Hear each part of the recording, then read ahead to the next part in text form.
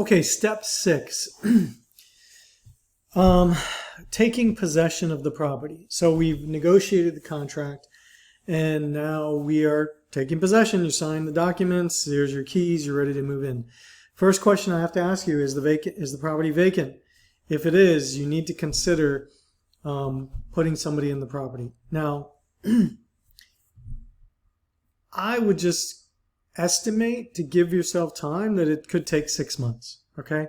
Could be shorter, could be less. In your research part, you're definitely going to call the state agencies, find out how long the application process is once you turn the application in.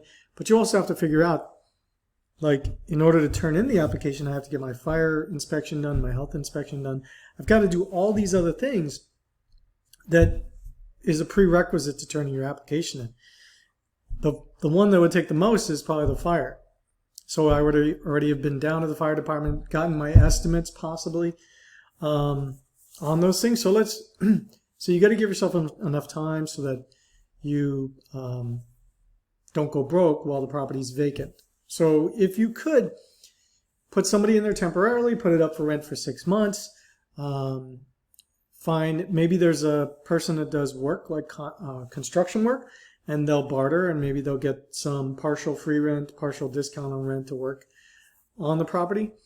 So bartering services is an option. A family member that could move in there temporarily that would pay rent, partial rent.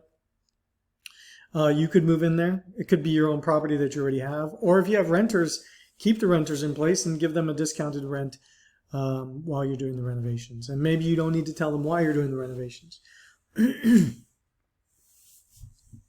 So I want you to go to the state, whatever state agency that does your licensing, I want you to go and download the application if you haven't done so already. Find out exactly what it takes. A lot of times there's a checklist that's involved. And if there's no checklist, put together something. It'll tell you all the items that you're going to need to put together your application. So go ahead and get that, become familiar with all the items that are going to be required. So as you're going through this process of setting up, you know exactly what you need. Now that you have an address and you probably have a name of your business, maybe a website and those type of things, I would consider going to Fiverr or going to some design place and getting business cards made and maybe some early marketing material, whether it's a postcard, a brochure, or something like that. So that means you'll have to take a picture. Hopefully the property would be able to take at least one picture. And you'll have your address. Just keep in mind that on your marketing material, in most places you'll need to put your license number. You don't have a license number yet. So leave a space at the bottom that says license number, and you'll just basically stamp that on there or put a sticker on there when you do get your license. And if the state or any agency said that, you say, well, this is just my pre-marketing information. So start getting your marketing material together. You can go ahead and create your Facebook page because now you have an address, a physical location. It'll mark it on a map. So Facebook, maybe Instagram. Now, one thing I would work on right away is some sort of sign for like open houses. And they have like yard signs. They're like real estate yard signs, and they're very cheap. So I would get one designed and get one ordered double-sided so you can put it out on the road and it'll say like assisted living facility coming soon. And keep in mind there's no license number. It's a temporary sign, coming soon, open house, something like that. The name of your business. And that way, this whole time that you're getting ready, there'll be like some sort of open, or like a notification to the neighborhood, anybody passing by. So definitely place an order for some type of yard sign. Doesn't have to be expensive, but make it nice. Are you able to put signage on your property? If it's some sort of commercial zoning, you might be able to do some type of signage. Now, I wouldn't spend a lot of money just yet on the sign because you also want to make sure that you get everything in place with the license. And your sign, your permanent sign, might need to have your license number on it as well. Fire safety systems. So first thing you're doing, you already did some pre-work talking to the fire marshal, figuring out what it is that's planning cities, the building department, find out exactly what they're going to require as far as fire safety systems. And I'm just going to add to this list here as we talk. Okay, there's a permit process, so your contractor is going to have to your contractor is going to submit an application, permits for building. The fire marshal is going to review the plans, like what it is that it entails. Going to send it back to your contractor. Has to have licensed contractors specific for that particular thing. Some people are licensed to install fire alarms. Some people are licensed to install sprinkler systems, emergency lights. You need to find one, maybe both, depending on what your city requires. So fire alarms, fire sprinkler.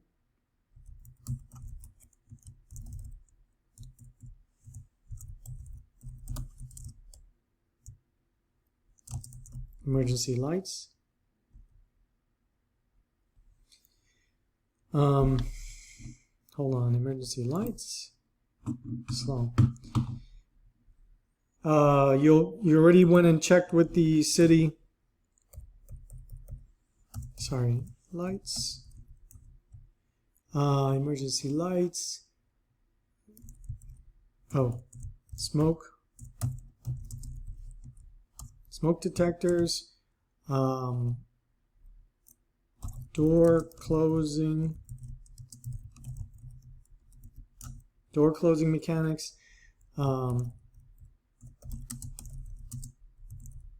solid core doors.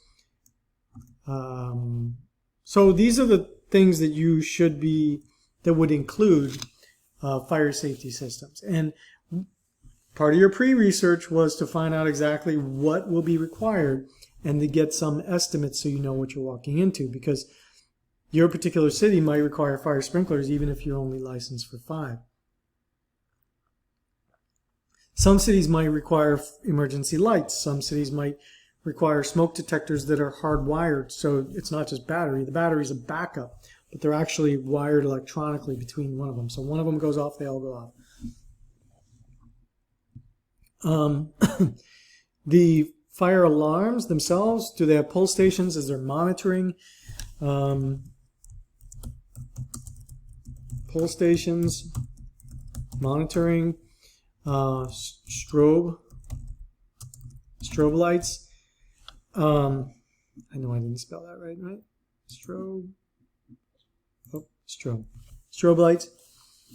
Like I said, don't go and ask, do I need this? Do I need this? Just go and find out exactly what you need. Have the fire alarm company, they'll tell you, they'll come in and say, well, in this city you need this. Don't go by just what they say.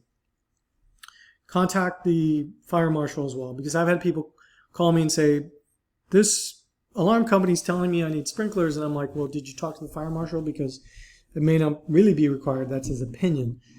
So really go straight to the source, get your quotes, and then they're going to submit the package onto the fire marshal. Your renovation, so you already sort of have a plan. Are you going to redo the floors? Are you going to tear it all up? This is your one chance really to do floors. It's harder, especially if it's tile floors, for example, to redo flooring when everybody's living in there, because you're never going to be, that building's never going to be empty again. I mean, hopefully it's never empty again. And if you want to have the flooring done right, now would be the time, and maybe one of the only times you can do it. But yeah, make sure that the tile that you pick, if you pick tile, that it's really not slippery. Take a piece of it out in the store, put some water down on it, and see if it's slippery. Some of them have a slip grade to it, or like a non-slip rating. I would say that vinyl is good, but water can get underneath the vinyl as well. But vinyl can be replaced, which I like. Tiles get cracked. Tiles can be replaced as well. Let's see. What else? Vinyl. Hardwood. Make it nice, but remember your budget, your overall budget. I assume that you already built out your budget. Painting. Now, painting is not a lot of money. I mean, I would try to do it yourself if you can, wherever you can save money. Pick a nice neutral color, nothing too crazy. Go into model homes and see what kind of paint color, like what it feels like, what it looks like. Is it going to match your floors? Something that cleans easily with a semi-gloss or a satin. Your baseboards are going to get dinged up all over the place all the time. And if you put baseboards in, let's put that in here. That's a good one.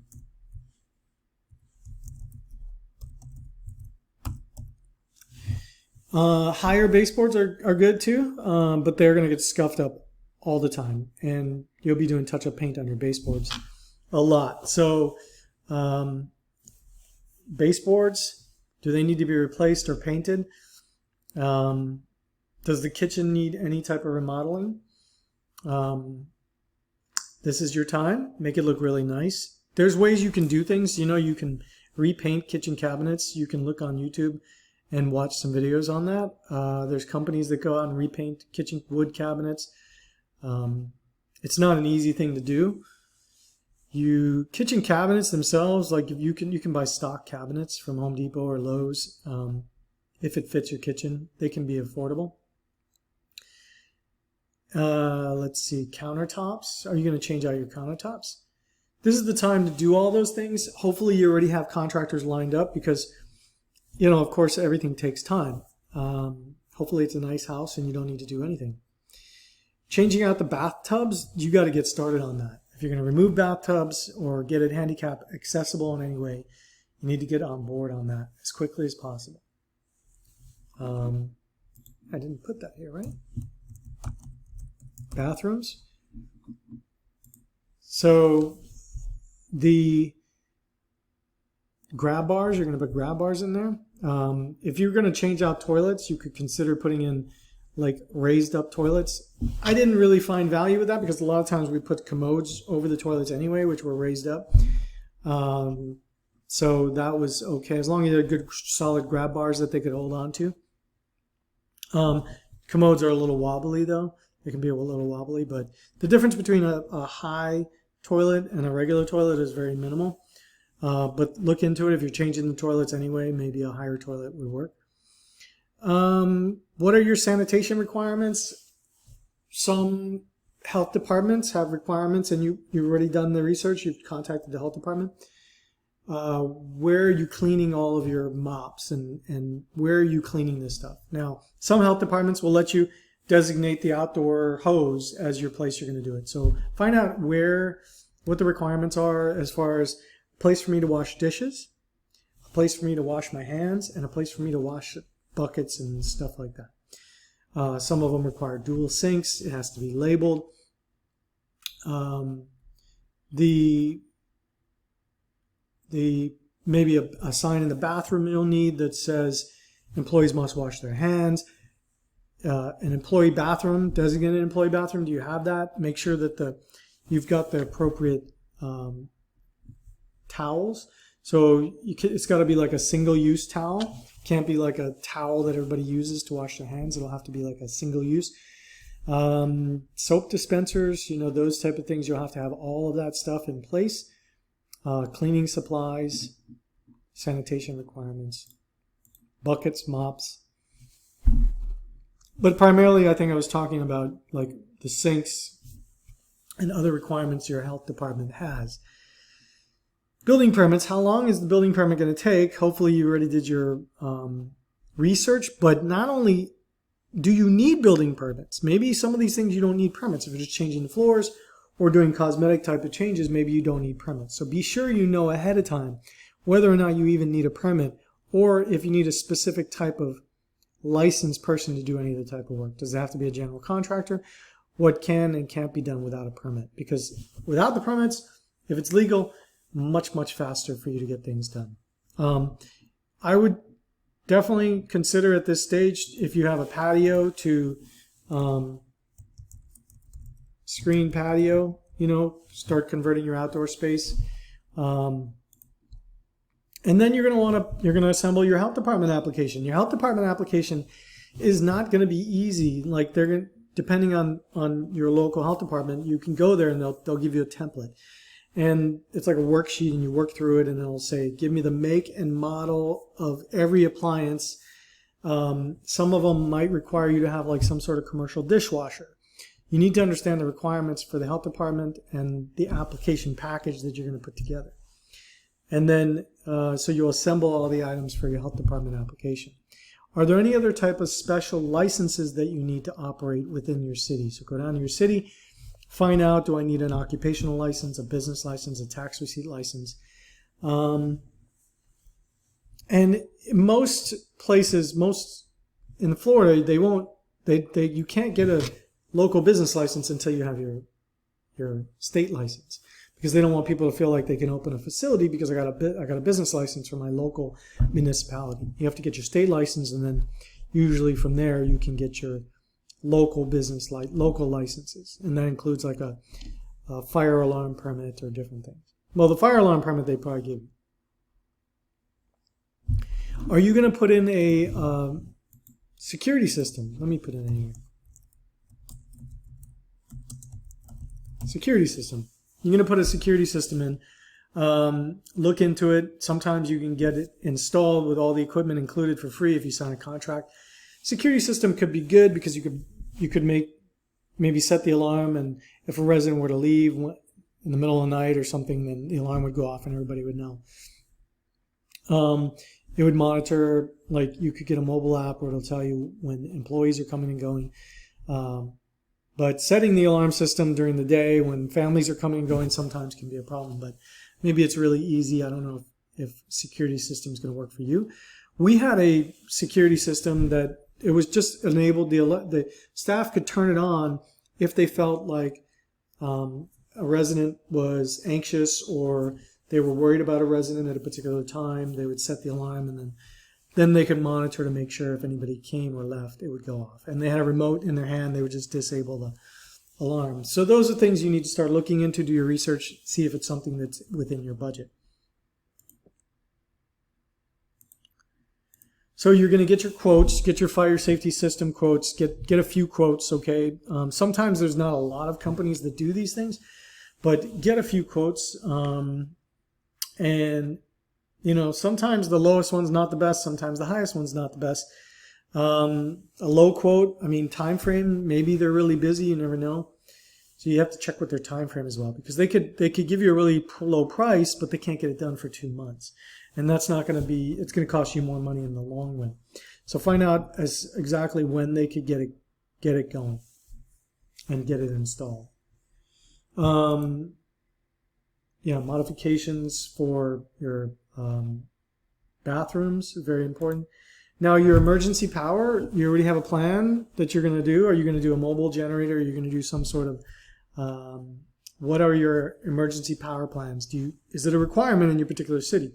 And if it is, you need to start assembling those items, whether it's a generator, get the electrician to make the modifications. Are you going to install a whole house generator, which would turn on automatically if the power goes out? Where are you going to get your fuel from? You need to start lining all of those things up. Emergency power, backup, fuel, and the emergency power, does your electrician need to make any modifications?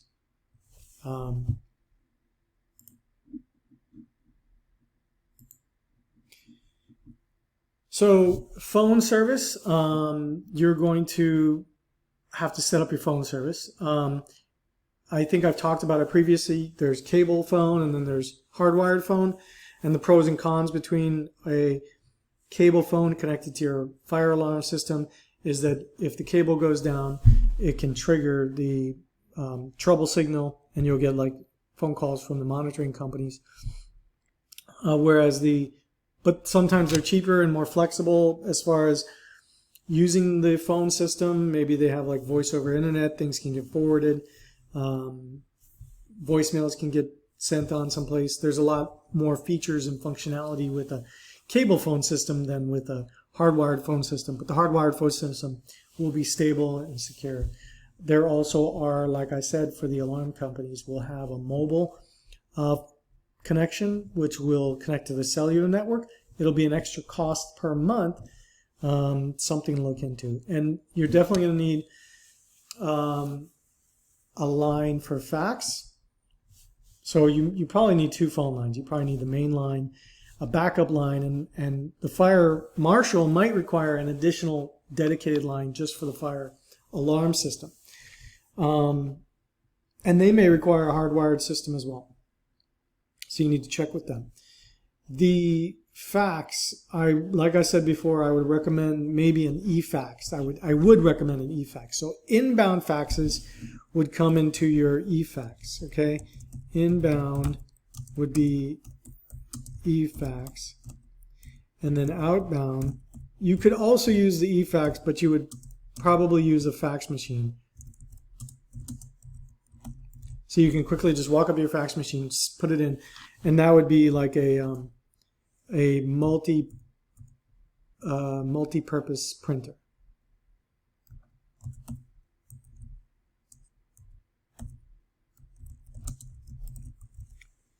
Okay, so you have your multi-purpose printer, you have your fax line, so you can send and receive faxes. Possibly set up your e-fax because you want your phone numbers. You want your phone numbers and your fax numbers so you can put it on your print material. You can put it on your Facebook page. You can put it on your sign. You can do those type of things. You need to get your phone number. Try to get a phone number you're going to like because you're going to be stuck with it. But one thing you have to remember is if you get your phone number from the local phones company, right, the hardwired company like AT&T or something like that, they're going to assign you your phone number, which will probably be more specific to your area. So here's an example.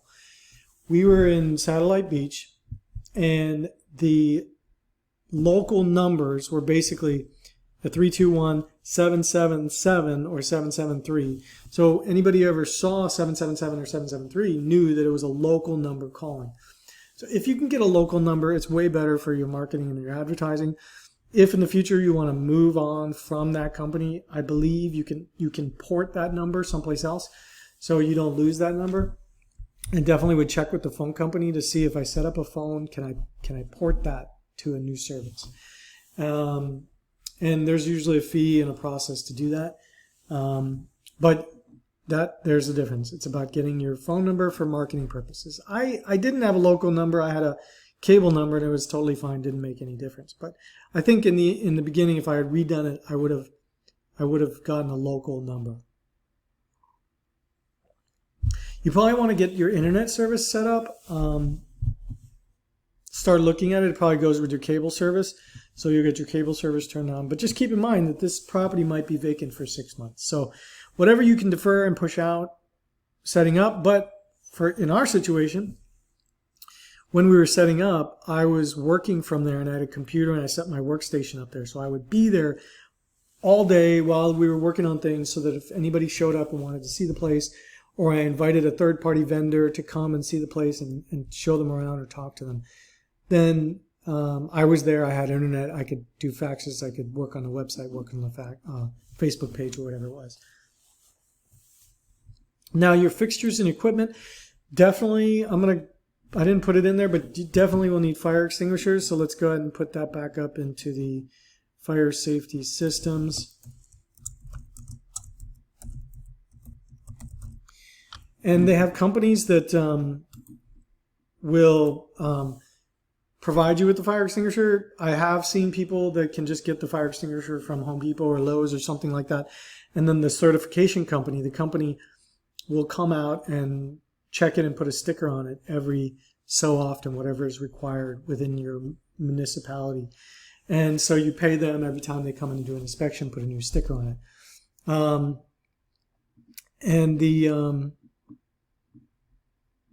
So you'll need to get that set up. And then you'll need to figure out how many of those do I need, where do they go, how can they be stored, how can they hang. You may have to put together some training protocol on using those things. You want to check with your fire marshal and your state as well. Okay, so renovation, phone service, fax number. Got that. Okay. So fixtures and equipment, that's what I was talking about. Fixtures and equipment. Fixtures and equipment would be, you know, things that you need to use, like commodes, maybe shower chairs, ramps. Equipment could be like your potable water storage.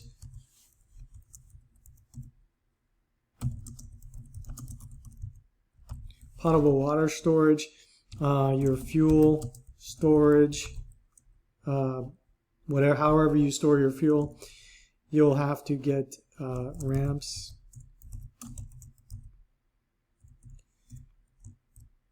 Walkers, more so shower chairs.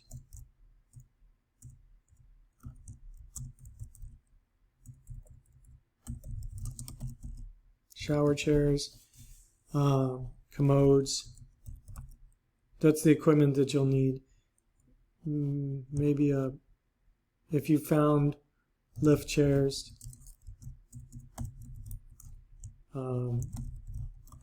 wheelchairs. I know I didn't spell that right. Commodes.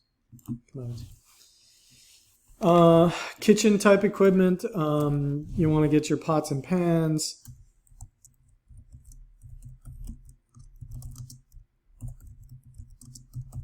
Well, let's just put kitchen equipment, right?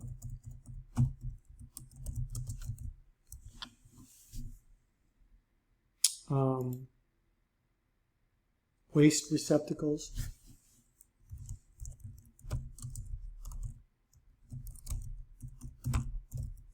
Definitely, you know, the health department's going to want to make sure you've got some good places to throw things out. I know that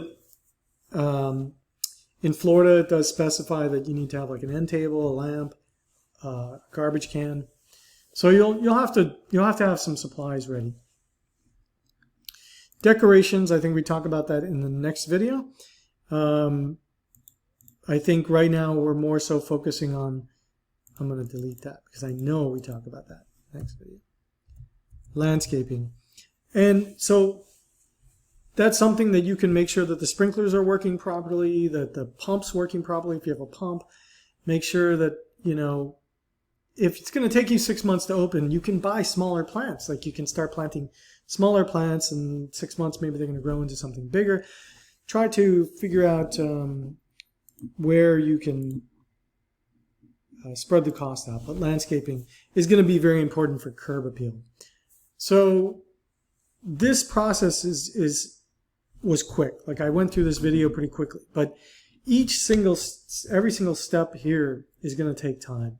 But I just want you to have a really good grasp of the overall process once you take the possession of the property. And you can't just go down this list and go check, check, check. Some of these things, a lot of it is all simultaneous. I mean, you're going to be doing all of it at one time in addition to other things.